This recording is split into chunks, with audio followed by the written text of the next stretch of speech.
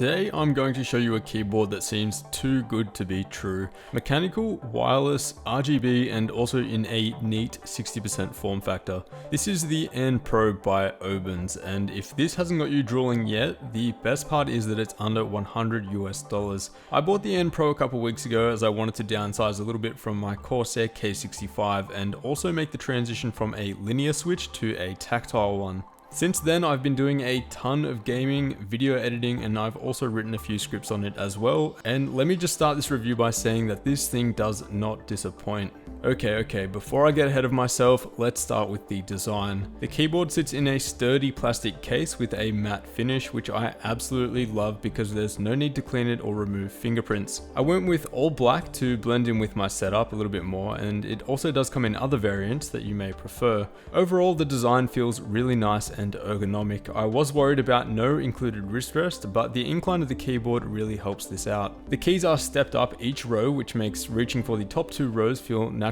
and comfortable, and it also helps that the keys are angled gradually towards you as they get further away.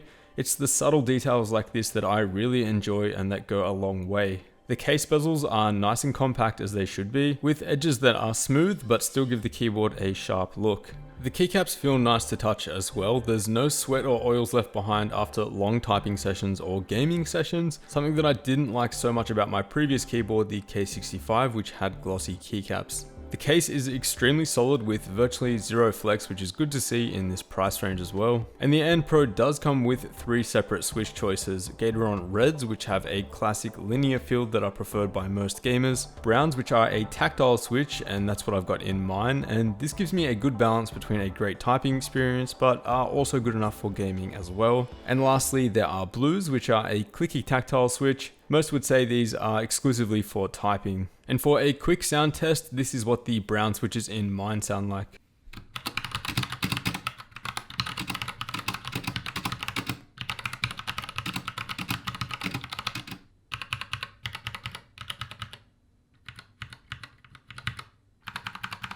So the switches sound and feel pretty good, especially after a couple weeks of breaking them in, as out of the box they did feel a little bit scratchy. The larger keys like the spacebar and shift do seem to rattle quite a bit though.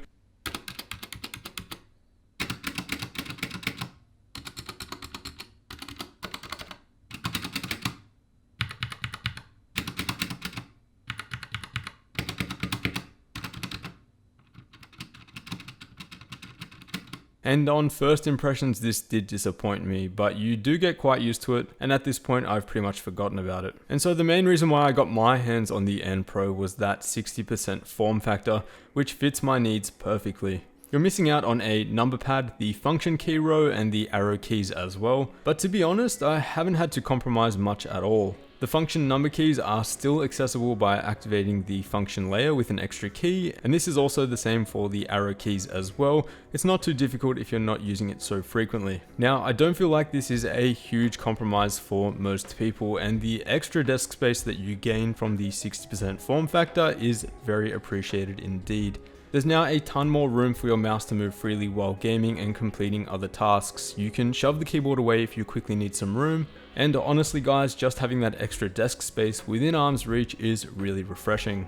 RGB illumination is consistent throughout, which is good to see in this price range. You can change the colors on the board using the function key and R to activate the lighting, and then function and U to cycle through the different colors and effects. For true custom RGB lighting though, you'll want to download the app, which is available through iOS or Android, with the Windows version a work in progress, at least from my experience. The Android app does work great though from my testing. Connection is quick and easy, and you can assign custom effects up to 16.7 million colors, with every LED being individually addressable. Advertising the Bluetooth signal is very easy with the function and B key, and you also do get a Bluetooth receiver in the box as well, which is quite nice. Now, gaming performance is a big talking point, and I'm pleased to report that the N Pro showed up whenever it was put up to the task. Obens claim a 1 millisecond response time here, which I would say is fairly accurate, and it seems just as fast and responsive as my Corsair K65, which also claims 1 millisecond response time. We're getting N key rollover as well for no missed keys, and I'd say spec wise this is pretty close to what you'd see in a hardcore gaming keyboard. You'll definitely want to stick to a wide connection for gaming though, as the Bluetooth was simply not up to the task. Anyone who takes their gaming even a little bit seriously will notice quite a little bit of latency between the actual key press and what is being registered on your display. The connection was fine though, thankfully no dropping out or anything like that. And for casual typing or web browsing, it did seem that the wireless connection was good enough.